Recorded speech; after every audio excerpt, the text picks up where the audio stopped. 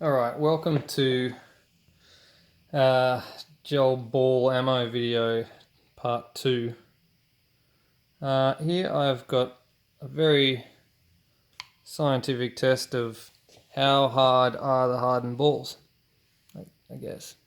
I don't know.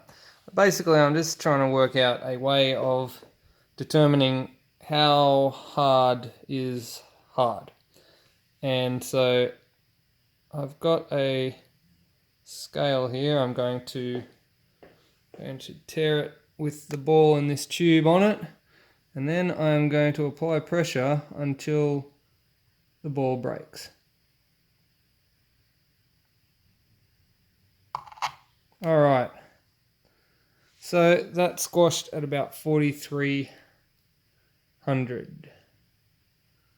So that was a blue ball, by the way. Okay, probably should include that kind of important information. Blue ball. Alright, next we have a green ball.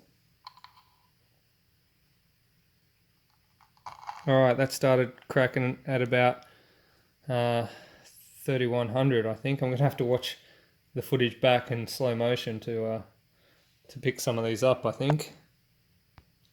Next is a clear ball. Oh, she popped out. Alright, let's try that again.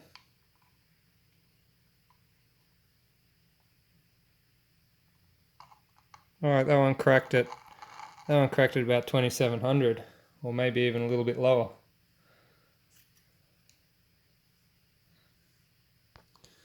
Now we have the orange.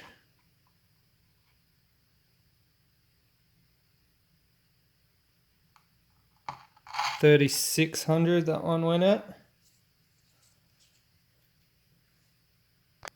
And finally the Milky. Oh, popped out.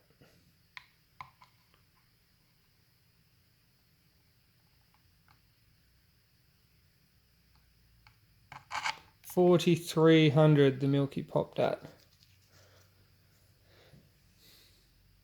Now, I agree, this probably isn't the most accurate apparatus that I could have to do this, but it's what I've got, and it's proven enough to me. They're all very similar, except for the blues and the Milkies, which are notably harder. I guess I kind of assumed that the Milkies would be harder because they just feel harder. The blues kind of surprised me because I would have thought the orange was a little bit harder, but I did, just for the purpose of testing, I did do a few more orange, and they came up with very similar results. So I guess, yeah, on the hardness rating, the Milkies are definitely the hardest, and the blues are second hardest. I think the orange were next hardest, and the greens, then the clears, in that order. I believe that's the order of hardness. I'm recording, so I can't play back the. I'm pretty sure that's the order of hardness. Someone's gonna correct me in the comments if I get it wrong. Which is quite likely at this point. But yeah, okay. So enough of this. Let's get to some actual shooting. Hey, I'm gonna head out to the yard. I'm gonna head out to the 20-meter range, and I'm gonna basically put a mag of each color downrange, and see how they look in terms of accuracy and distance. Okay, so I'm down here 20 meters away. I got the UMP, which is standard JM8 gearbox, standard plastic barrel, absolutely no updates or hop-up or any modifications at all. Just standard, so that's worth noting. First up, we've got the orange balls.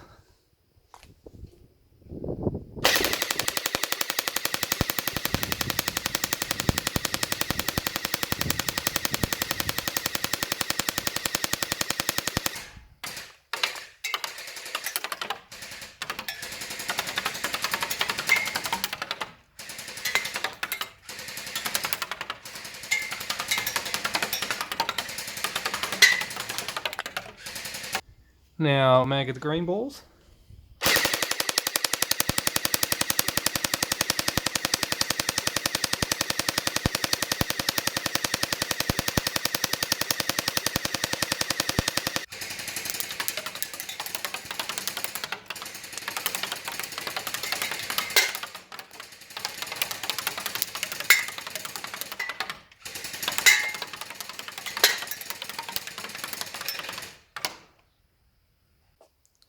Now the blue balls.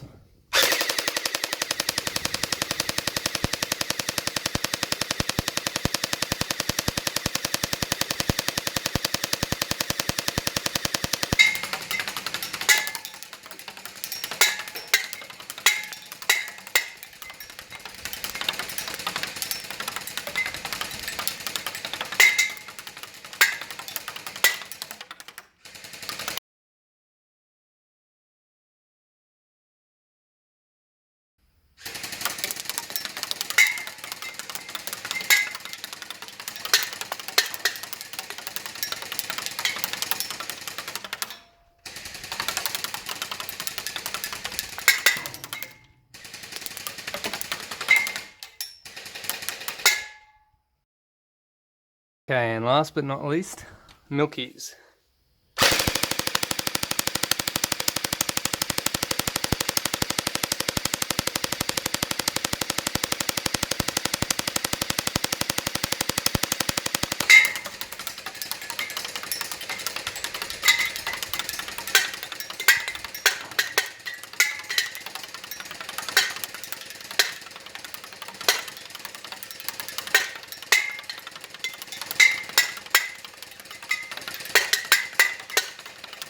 Now, I'm not sure how clear it was in the video. I'm sorry. I tried to make it as clear as possible, but it's pretty hard to do, like on video, because it's very hard to see those balls flying. But from where I was standing, one thing was really obvious to me, and I don't know if it is as obvious in the video, but to me, it was really obvious that the Milkies, just to me, they seem to be flying the straightest. They seem to be hitting the targets the most, more than any of the others. And that's what was clear to me in real life, as opposed to watching it on a video. When you have a ball in here, in your barrel, that is actually a touch larger than the inner diameter of the barrel, and it's touching there, you get the pressure coming in here, sort of building up behind the ball, forcing the ball out that way. But you have friction along all of those edges all the way down the barrel. Now with the smaller Milkies, because they are just a touch undersized there, you get your air pressure behind the ball, but you also get a little bit of air pressure escaping out the sides. Now that creates like a cushion inside here that the ball rides on. So it's sort of like a maglev train, kinda. And then that forces the ball out, but without dragging down the sides of the barrel so much. Now, from what I understand, this, because the force builds up here and pops that out the end, will have a larger muzzle velocity than this, because there is pressure escaping out the sides. So the Milkies have a lower muzzle velocity, but they have a higher range and a better accuracy. And I also believe when coupled with a hop up on the end, that increases it even further. That's my understanding of it. I'm sure someone's going to correct me in the comments if I've got that completely wrong. But that's how I understand that it works. That's how it was explained to me. And it makes sense to me, I guess.